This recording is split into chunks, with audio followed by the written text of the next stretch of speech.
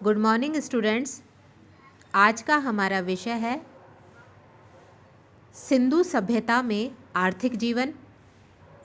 आज हम बात करेंगे सिंधु सभ्यता के नागरिकों की अर्थव्यवस्था किन आर्थिक तत्वों पर निर्भर थी। सिंधु सभ्यता के नागरिकों का आर्थिक जीवन मुख्य रूप से 4 आर्थिक तत्वों पर निर्भर था। पहला है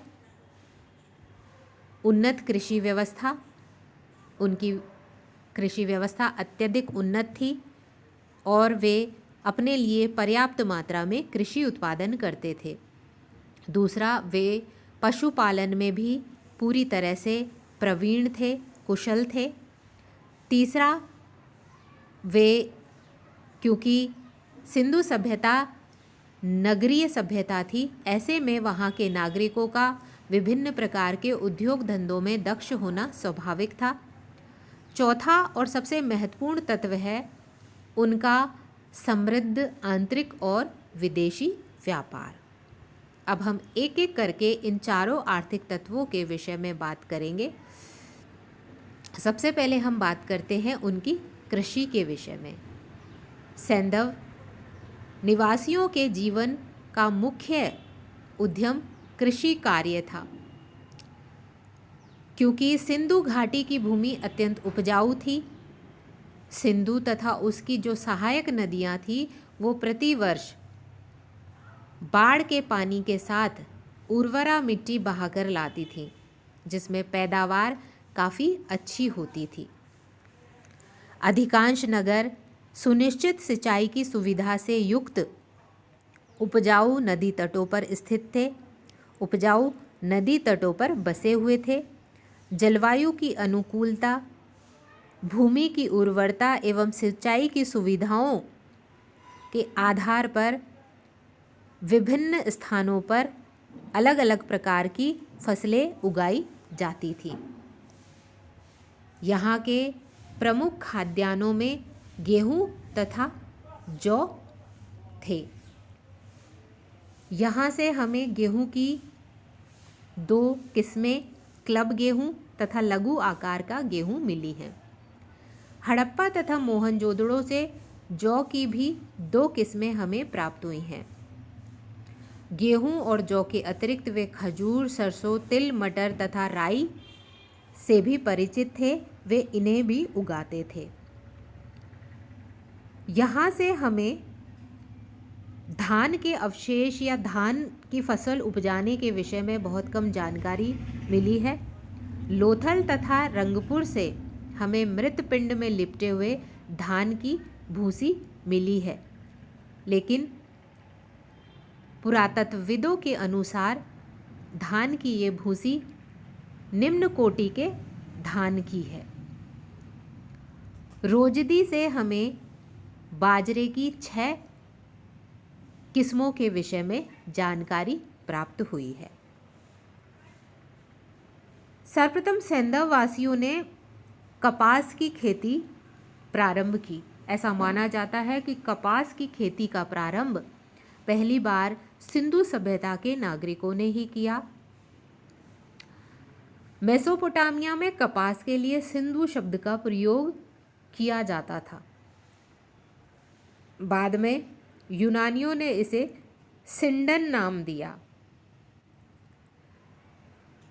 सिंडन सिंधु शब्द का ही यूनानी रूपांतरण माना जाता है। अतः ऐसे में हम ये निश्चयपूर्वक कह सकते हैं कि पहली बार विश्व में कपास की खेती का प्रारंभ सैंधव नागरिकों ने किया। फलों के अंतर्गत केला, नारियल, अनार, नींबू, तरबूज आदि का उत्पादन यहाँ पर होता था। कृषि में प्रयुक्त किए जाने वाले उपकरणों के संबंध में हमें बहुत कम प्रमाण मिलते हैं।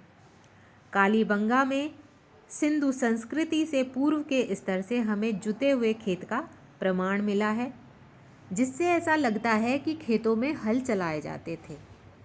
हल लकड़ी के रहे होंगे जो अब नष्ट हो गए हैं। बनावली से सिंधु सभ्यता के स्तर से मिट्टी का बना हुआ खिलौना हल हमें मिलता है। इसके आधार पर हम कह सकते हैं कि सैंधव नागरिक विभिन्न प्रकार के कृषि उपकरणों का प्रयोग करते थे, जिनमें वे हल का प्रयोग करना भी जानते थे। अब हम आते हैं पशुपालन के ऊपर। सैंधव मृदभांडों, मोहरों पर की गई चित्रकारियों तथा प्राप्त जीवाश्मों के आधार पर हम उनके पालतू पशु पक्षियों के विषय में भी अनुमान लगा सकते हैं। बैल, गाय, भैंस, कुत्ते, सूअर, भेड़, बकरी, हिरन, खरगोश उनके पालतू पशु थे। पशुओं को पालने का मुख्य रूप से उनका जो उद्देश्य था, उसके अंतर्गत पहला उद्देश्य था वे धार्मिक मान्यता के कारण उन्हें पालते, कुछ पशुओं को पालते थे, जबकि कुछ को वे मांस व दूध के लिए पालते थे। वे हाथी से भी परिचित थे। ऊंट तथा घोड़े का अंकन मोहरों पर हमें नहीं मिला है। फिर भी मोहनजोदड़ो, हड़प्पा, कालीबंगा और सुरकोटड़ा के स्थलों से हमें एक कुबड़दार ऊंट का जीवाश्म मिला है। अब से कुछ समय पहले तक यह माना जाता था कि सैंधव नागरिक घोड़े से परिचित नहीं है, लेकिन लोथल से घोड़े की 3 मृण मूर्तियां मिली हैं। लोथल से ही हमें आधुनिक घोड़े का जबड़ा मिला है। सुरकोटड़ा से घोड़े की हड्डियां मिली है। रंगपुर व राणा घुंडई से भी घोड़े के अस्तित्व के प्रमाण मिले हैं। बाद के समय में सरस्वती नदी, जो कि अब विलुप्त हो चुकी है, उसके तट पर हड़प्पा काल के टीलों के उत्खनन में हमें अनेक स्थानों पर घोड़े की अस्थियां मिली हैं। इसके आधार पर हम निश्चयपूर्वक कह सकते हैं कि सैंधव नागरिक घोड़े से पूरी तरह से परिचित थे। नेक्स्ट है उद्योग व शिल्प। सिंधु सभ्यता कांस्य युगीन सभ्यता मानी जाती है। इसमें हमें लोहे का प्रयोग देखने को नहीं मिलता। वे मुख्य रूप से कांसे का प्रयोग करते थे। कांसा, तांबा एवं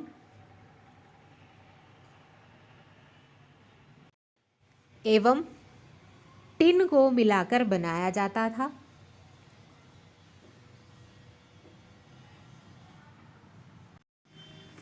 सिंधु सभ्यता के विभिन्न स्थलों से हमें तांबा एवं कांसा दोनों धातुओं के उपकरण मिले हैं।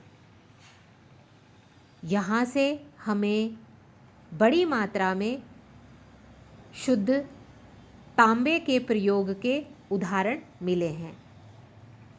ताम्र और कांस्य के बर्तन, ढली हुई वस्तुएं तथा कांस्य मूर्तियां यहाँ के धातुकर्मियों की शिल्प कुशलता का प्रमाण प्रस्तुत करती हैं।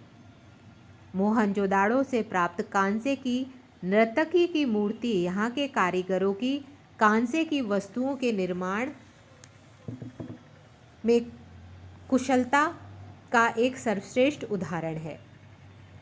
यहाँ से उत्खनन में हमें तांबे से निर्मित औजारों और अस्त्रों में छेनी, चाकू, तीर, भाले, कुल्हाड़ी, मछली पकड़ने के कांटे, आरियां तथा तलवारें मुख्य रूप से मिली हैं।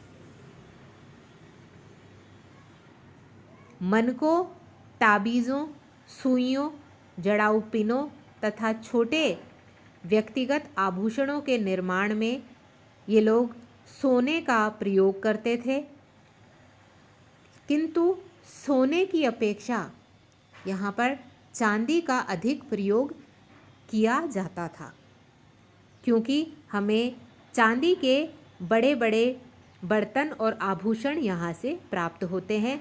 इसके विपरीत सोने की बहुत छोटी छोटी चीज़ें और बहुत कम आभूषण यहाँ से मिले हैं।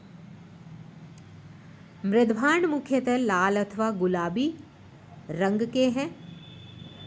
अधिकांश मृदभांड बिना चित्रण वाले हैं। चित्रित बर्तनों की संख्या यहाँ से अपेक्षाकृत कम प्राप्त हुई हैं। इनमें से अधिकांश हमें खंडित मिले हैं। जो अलंकृत बर्तन हमें प्राप्त हुए हैं उन पर लाल रंग का चमकदार लेप हमें मिलता है।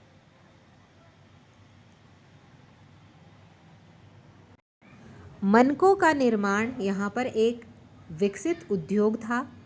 मनकों से निर्मित आभूषण सिंधु सभ्यता की कला के उत्कृष्ट उदाहरण हैं।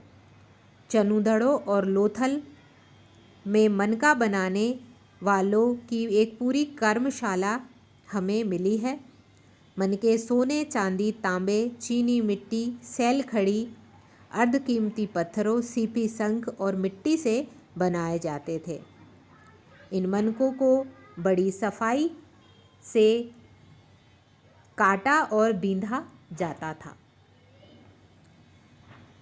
मोहरे बनाने का शिल्प भी यहाँ पर अत्यधिक विकसित था। मिट्टी, धातु एवं पत्थर की मूर्तियाँ बनाने में भी यहाँ के लोग दक्ष थे। लोथल तथा बालाकोट से हमें विकसित सीप उद्योग के प्रमाण भी मिलते हैं। सूत की कताई और सूती वस्त्रों की बुनाई के उद्योग यहाँ पर विकसित रहे होंगे, ऐसा हम अनुमान लगाते हैं। अनेक स्थलों से सूती कपड़े के प्रमाण मिले हैं। कताई बुनाई में प्रयुक्त होने वाले 2 एवं 3 छेद वाले तकवे और तकलियाँ यहाँ पर बहुत से घरों से मिले हैं।